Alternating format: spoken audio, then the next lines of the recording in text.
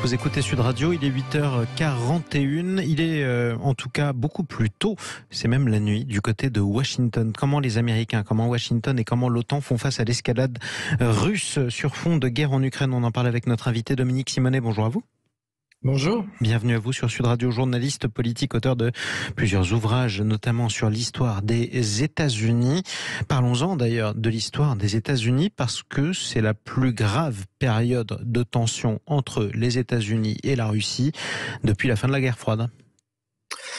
Depuis la fin de la guerre froide, oui. D'ailleurs, quand on parle on évoque beaucoup en ce moment le nucléaire. On peut même revenir à la crise des missiles de Cuba en 1962, où le monde avait frôlé la catastrophe. Et il y avait une tension qui était montée des deux côtés. À l'époque, c'était l'Union soviétique et puis la présidence de John Kennedy aux États-Unis. Et ça avait été très très loin, au point qu'effectivement les Américains s'attendaient à une escalade, voire une escalade nucléaire.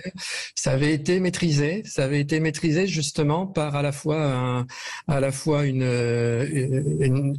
tension et une menace qui montait, une détermination très très forte des États-Unis et en même temps un dialogue essentiellement secret qui avait fini par permettre des concessions réciproques permettant aussi d'éviter la guerre nucléaire. Hier, le despote tchétchène proche de Vladimir Poutine, Ramzan Kadyrov, a appelé la Russie à se servir de, je cite, petites armes nucléaires contre l'Ukraine à la suite de la nouvelle défaite russe dans la ville de Liman. Comment les Américains réagiraient à un usage russe du nucléaire en Ukraine ?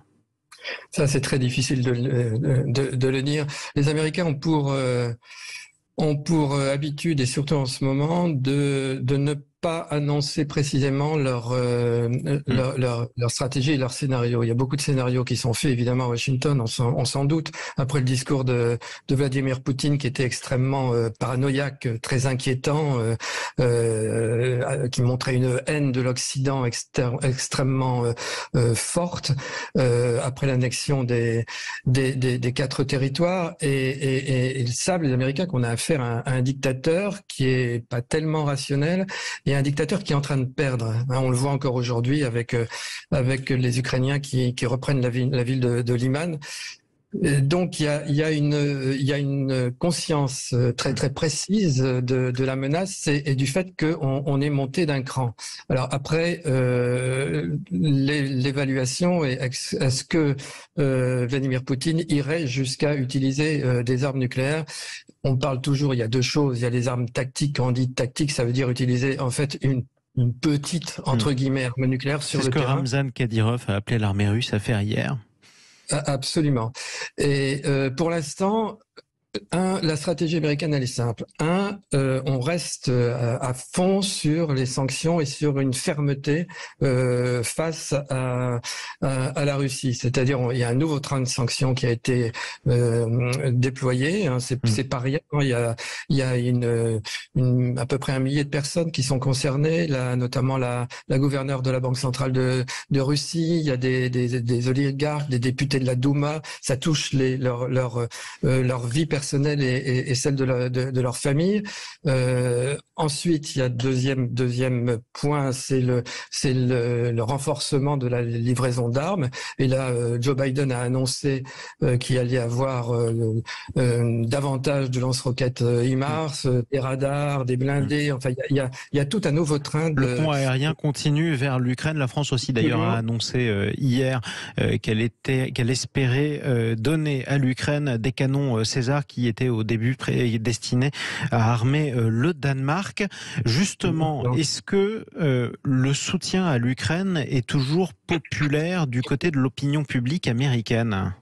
Écoutez, oui, il y a une certaine conscience à la fois de la part des électeurs démocrates que républicains que quelque chose est en jeu qui les concerne aussi, à savoir les valeurs de la démocratie. Et quand on en vient effectivement à parler de nucléaire, évidemment, ça éveille les consciences. Et pour répondre plus précisément à la question que vous me posiez tout à l'heure, face au nucléaire, on a a entendu des déclarations très très fermes et très claires de Jack Sullivan, qui est le conseiller national à la sécurité de Joe Biden, et qui a dit très clairement, mais on continue à parler avec les Russes, on dialogue avec les Russes. Et on Ça dit veut quoi? dire que, alors on dit, eh ben ça, on peut pas le savoir, parce que précisément, ça fait partie du jeu. Il y a un peu un jeu de dissuasif. Mais on dit, par exemple, si vous faites ça, eh ben, nous, on sera obligé de faire ça. Alors, ça se dit pas au niveau de Joe Biden et de Poutine. Ça, ils ne discutent pas ensemble, mais ça se dit à un niveau très élevé, au niveau des états-majors, par exemple, entre Mark Milley et Valéry Gerasimov, les chefs d'état-major des armées qui ont ce genre de Donc discussion. les canaux ne sont pas tous rompus, ce qui est plutôt rassurant d'ailleurs pour nous, parce qu'on est entre les deux. Absolument, ils l'ont toujours été. Je parlais de la crise des missiles de Cuba tout à l'heure. C'est assez semblable. Il y a toujours un jeu, mais simplement, il y a aussi une partie d'irrationnel. Et la partie d'irrationnel, elle est du côté de Vladimir Poutine. Qu'est-ce qu'il a? Vous savez, c'est cette question qu'on se pose depuis le début du conflit. Qu'est-ce qu'il a vraiment dans la tête? Est-ce qu'il est contrôlable par des gens raisonnables?